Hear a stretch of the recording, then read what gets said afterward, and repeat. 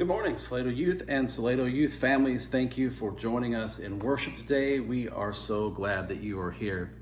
So I want you to go back with me a decade or two or three to when I was in junior high, in sixth grade. Now, in sixth grade, I was not the fastest or strongest or tallest young man. I'm still not the fastest, strongest, or tallest old man. But back in sixth grade, what I had to cling to for my identity, what I had to be my armor around me was being smart. And sometimes smart, other words. But I was that kid that was always on top of it. I knew all the answers because I had read the science text before we ever studied it in class. I did my homework. I was just that kid. I was the smart kid. And that was what I had. And one day in sixth grade, this kid shows up new to our class. Now, when we were asked a question, usually in class, at first I was that kid that always raised their hand really fast and gave the answer. But then I realized that I'm the only one that's answering the questions. Somebody else should answer them, right? And then a lot of times people wouldn't. And then it became this interesting game to me of how long could I let people go before I raised my hand and answered the question, as these common plebes around me didn't know the answers to these questions. And that kind of became my thing, that's who I was. I'm the smart kid. So this day in sixth grade, this new kid, teacher asked a question. I refrained from raising my hand appropriately, waiting for just the right moment when I can gloriously charge forward and save all the people from their ignorance. And this young man raises his hand and answers the question perfectly. And I'm shocked. How does he know these things? How does he know the secret knowledge that I, to this point, have only known? Well, it turns out this kid was really smart too. And it turned out, well, he ended up being my best friend for many years. But it took us a while to get there. And it was because of me and my own jealousy of this person who was good at stuff I was good at.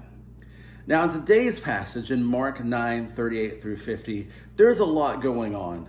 But it starts at the beginning with the disciples seeing other people who are doing good in Jesus' name, and they're not part of the in group of the disciples. And they want to know, why is this happening? And they want it to be stopped right now. And Jesus tells them not to do it, because people who are doing good in Jesus' name are serving Jesus. And it doesn't make a lot of sense why the disciples are doing this at this point, unless you skip back a little bit into Mark and you see that the disciples actually failed at the very thing that these other people were doing so well. There was jealousy here. They were upset because someone was able to do what they couldn't do. And then they wanted Jesus to make sure that they were punished for it and that we knew that these people weren't part of us, right? How much good in the world doesn't get done?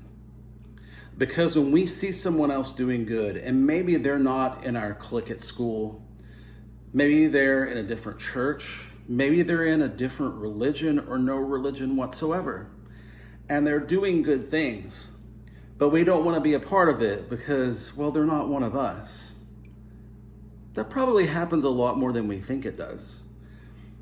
And that's not to say that we don't have our reasons for being Methodists, that we don't have our reasons for being Christians, and that those reasons are good. And when it comes to discussing theology and is Jesus Lord, of course, and we're going to follow Jesus.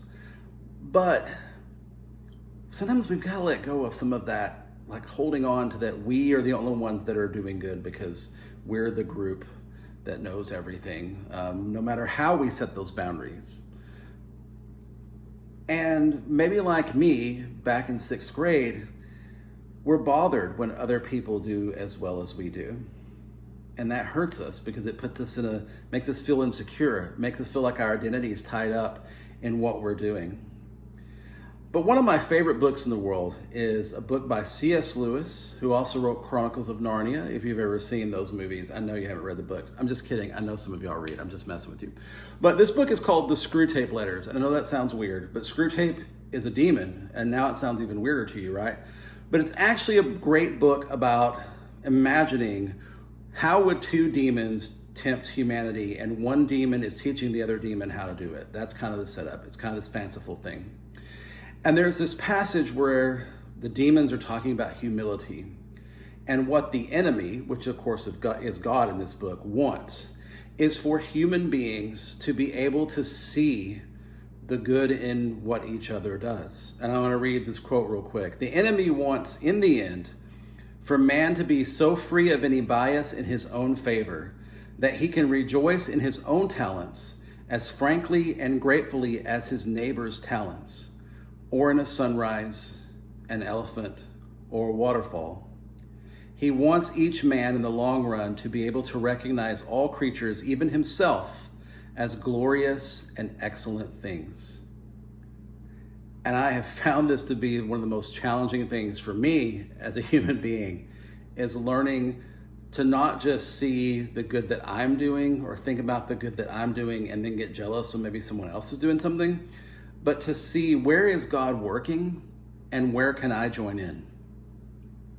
It's not about what I'm getting out of it sometimes. It's about where is God working and can I join in. And God's working in a lot of different places. So find a place and jump in. Thank you for being here with us this morning. Thank you for being here for worship. Hope this has blessed you, and hope that you have a great weekend and a great week ahead. Thanks. Bye.